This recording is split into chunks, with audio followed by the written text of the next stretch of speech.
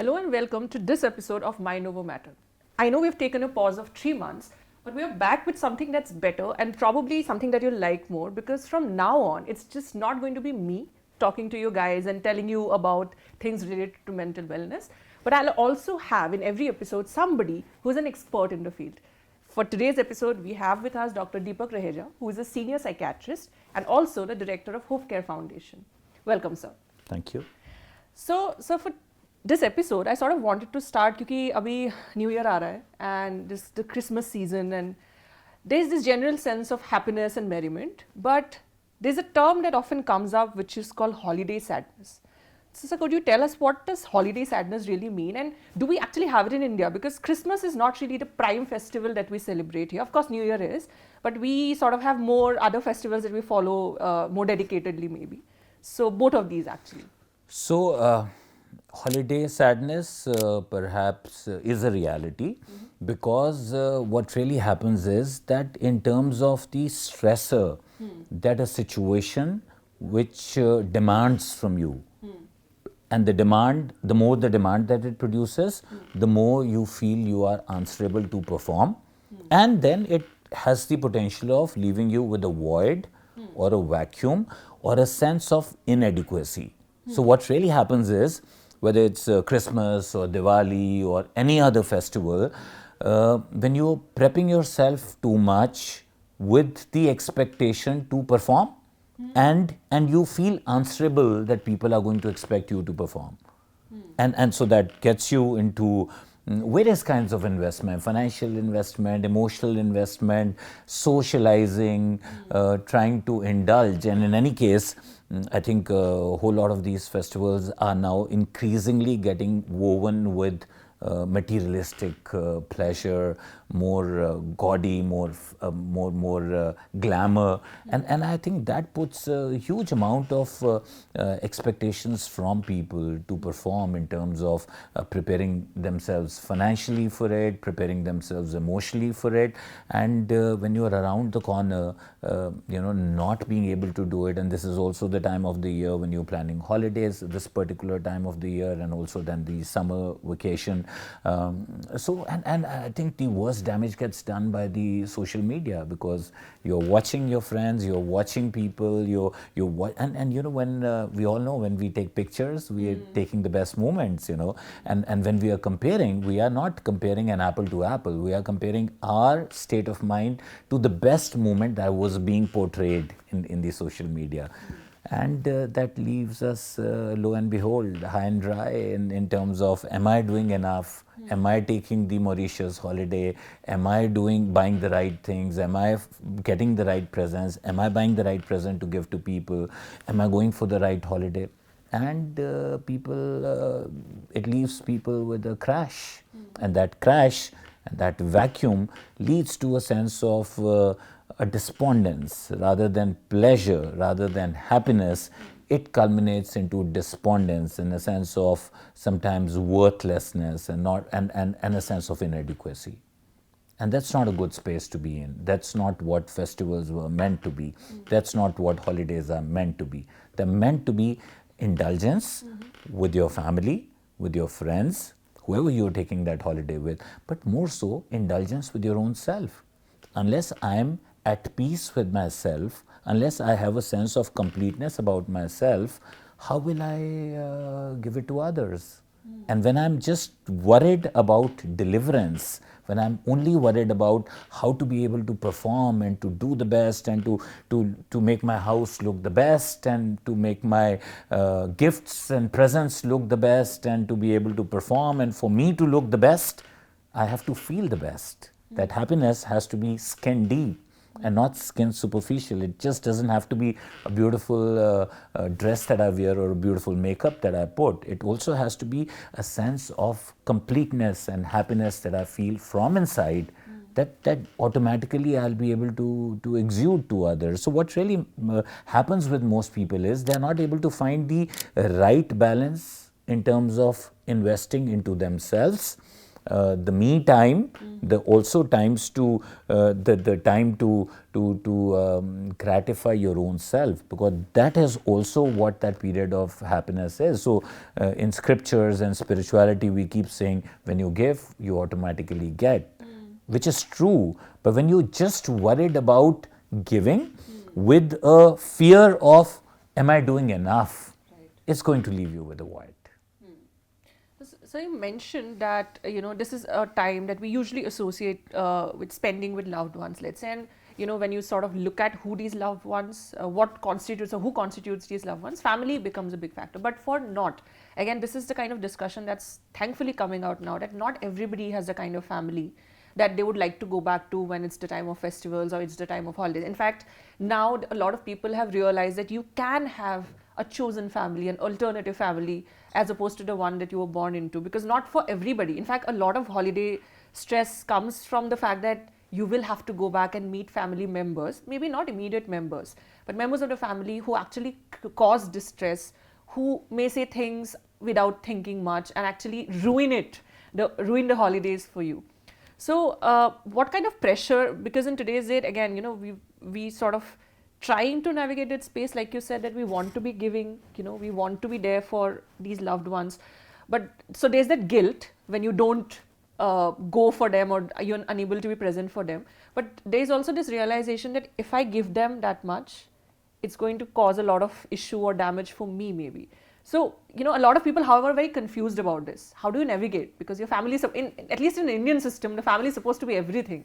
So you feel extreme guilt, I think, when you say, okay, I don't want to be with my family because they're not bringing out the best in me, at least not in holidays. Maybe my negotiation with them has to be in a different kind of manner. So could you tell us more about that? It reminds me of a beautiful saying by Swami Vivekananda, where he said, get the best from the West. There's nothing wrong with that. But don't forget to take the best from your own culture. So I think this whole spiel of how much I will give, how much am I giving, how will I be perceived, and this whole material quantification becomes the reason for a lot of that stress. So that family is going to be, for some of them, the pressure point, like you rightly said, is to be being in very close space with people that probably bring distress into my life. But I think it also revolves around trying to change people. Why are the marriages in challenge today? Why are families in challenge today? Because we are trying to change people to fit a cast that we make for them. And in the process, I think we are bringing more dissonance and more unhappiness for ourselves. So, this particular friends that we choose, beyond a point, they will also then become those. So please go ahead and spend time with whoever makes you happy. But my take home, my strong suggestion here is also learn to accept people for what they are, number one. And number two, within that expressed emotionality, within that proximity, within the huge amount of time that you are spending with each other, make sure you find some time that you can spend with your own self also. So it's just finding the right balance. If you, within that space, find that right balance, you'll find that the dissonance will not be too much. So I think rather than finding that ideal relationship or that ideal set of people that will give you happiness, I think it's also drawing boundaries and space, and making sure you're also getting me time, alone time, and then within the proximity, accepting people for what they are, accepting families for what they are, accepting people to do what they have to do. Somebody said very beautifully, before you marry a person, before you sign a partnership with a person, travel with them for 10 days. That's when you'll know the true essence of the person. But when you do that, you'll find that not many people would or should fit the cast that you're looking for in life. And if they're not going to do that, accept. You come with the package too. None of us are perfect. We all come for our own challenges and our own difficulties, and I think our self-esteem revolves around a little bit more amplified than what It truly is, because that's important for us to sustain in the world.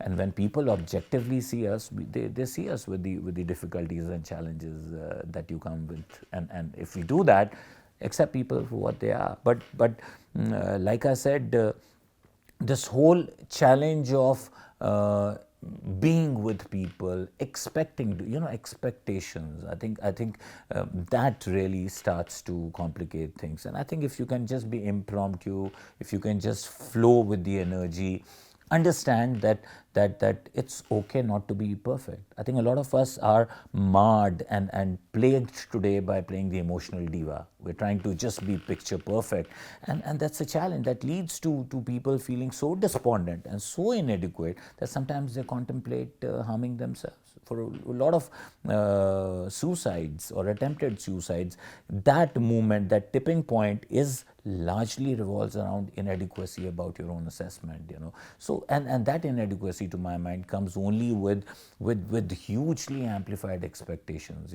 thinking that people are thinking that people are evaluating you, and people are busy. They don't want, keep life simple. It's very important to just go with the flow. Beautiful शेर I remember. It says, ता उम्र गुजर गई ये सोचने में कि लोग क्या सोचेंगे, और जब वक्त आया तो पता लगा कि कोई सोच ही ना रहा था. किसी के पास समय नहीं था, सब अपने में व्यस्त थे. People had their own things to do, and that happens. I mean, you taking those expectations, when people come into your space, they come with those expectations too. The whole interaction is plastic. It is not organic, and if it's not organic, believe me, you've seized the essence of the festival. You've seized the essence of the holiday. You've just done a very engineered plastic situation where you were, ended up spending money, your emotions, your time, did not, and which is why when people come back from holidays, a lot of time they're not healed, they're not rejuvenated. They come back with stress and they're thinking, when do I take the next holiday?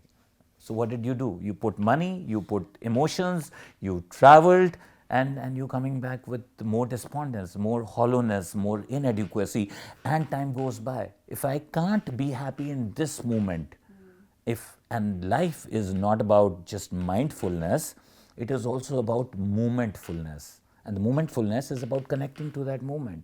If I can't really program my consciousness to connect to this moment, if happiness is not here and now, it's a big question mark if it will be there tomorrow or day after, because we all keep putting larger targets for ourselves, larger financial goals, larger emotional goals, and when we have them, we're unhappy.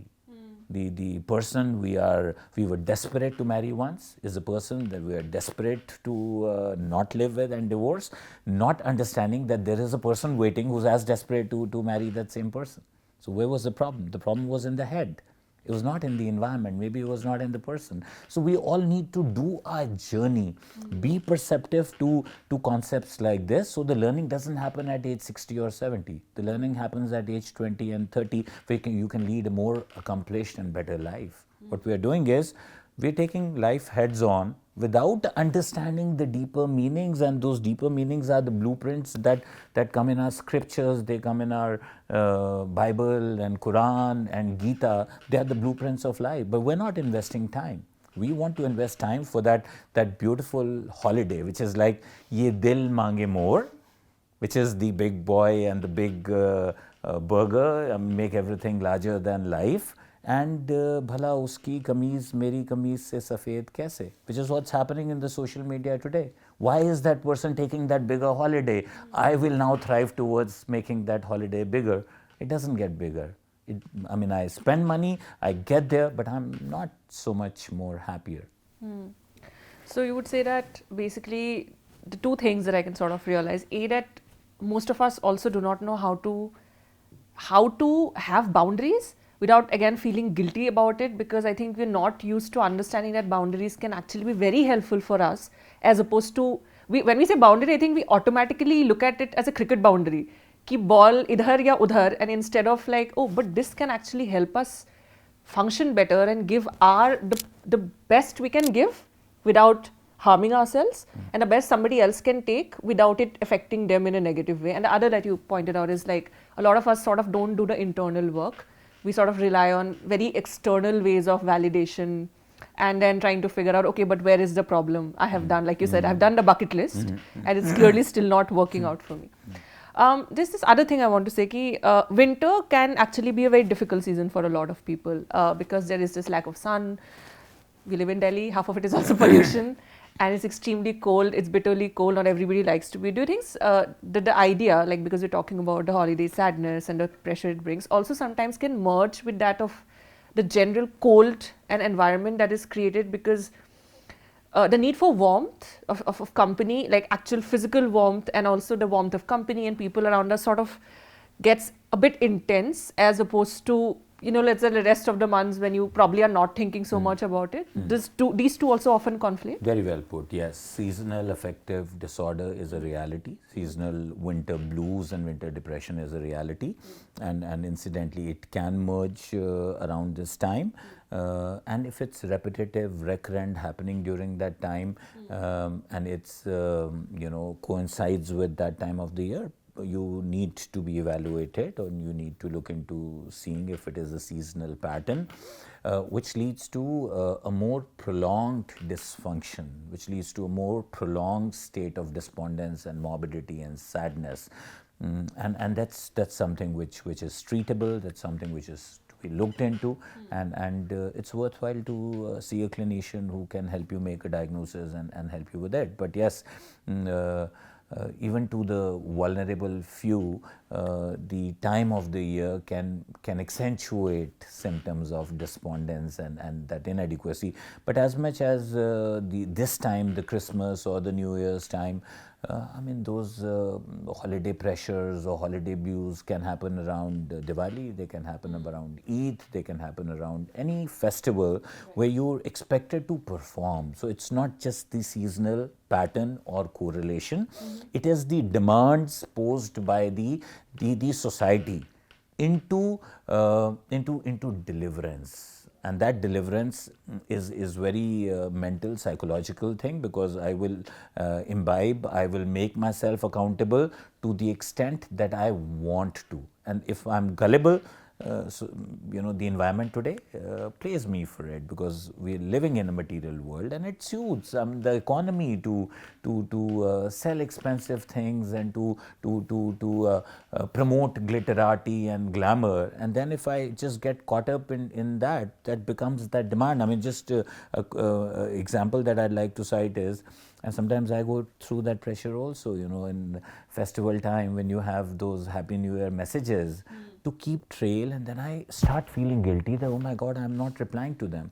To somebody, it might just be a copy paste, and usually, with all due respect, I'm not saying that they're always devoid of sense, but it's a copy paste. But then I feel so guilty that, you know, and I, at the end of it, just shut myself and have to learn to deal with it. So that's the very commonest example of a pressure that you deal. So if it's somebody's birthday, rather than just sending a message, if you're important to me, I'll pick up the phone and I'll call you. Even if it means that you'll just see the phone call and you don't answer it, I've registered. That makes to me more sense and a better connection than just copy pasting a happy birthday, or in a group there are 100 people posting happy birthdays.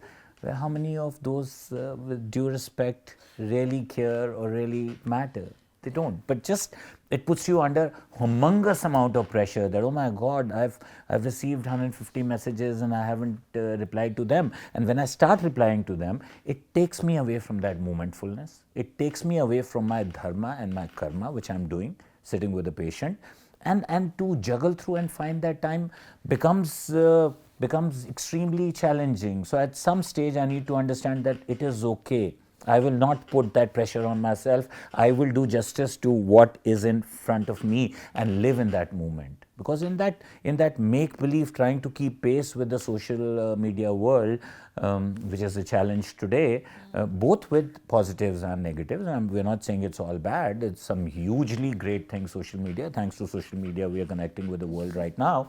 So we take, like, again, I love that statement by Vivekananda Swami, where he says, take the best from the West. It's okay to appreciate what's the best, but imbibe it with your own value system, with your own culture. Don't forget your culture. Don't just run. We are running towards the material world, which is the bhoga, and they are coming back to yoga. I mean, sometimes when I travel abroad, I feel I think our culture is a lot more advanced and permissive than their culture. They are in a lot of ways more conservative than us. They are coming to our roots. They are appreciating our values. They are doing yoga. They are doing stuff that helps to heal and to stay connected. They've done the cycle and they've understood that they have to come back to the family unit. And where we are in the process of finding our answers and disintegrating, and from joint family to nuclear family to micro nuclear family, those are becoming the norm. So we need to do quick learning, and as much as the collective learning of the society is going to be important, it should not purely be at the cost of the individual, which is me. So I have to understand that in the process, I don't give my ahuti for the collective learning to happen. I have to preserve myself also, because it's also one life for me. And I need to do that learning fast, so that my learning doesn't happen at 70 years. Oh my God, I want to rewind and live my life better. I want to start living that life better with my challenges, with my difficulties, with my inadequacies. It's okay not to be picture perfect. None of us are. And it is okay to stop playing that emotional diva, which is something that we do in holidays, which is something we do around holiday time, and leaving ourselves with more void, more vacuum, and more vulnerability. So this was our first episode with a lot of actually nuggets of wisdom that we've sort of got. And thank you so much for sharing all of these, because I think for me as well, it puts a lot of things in perspective. And if you are also struggling, like the best example you could come up with all those Happy New Year messages coming in and you feel pressurized to respond, or all the cards that you're getting, or whatever else that you feel pressurized to, probably take a step back and see if you really want to do it, instead of like, oh, 30 of my friends are doing it, so I have to. Thank you again for coming, and I hope you liked this episode of Mind Over Matter. Please subscribe to our YouTube channel and also follow us on our social media handles. Thank you.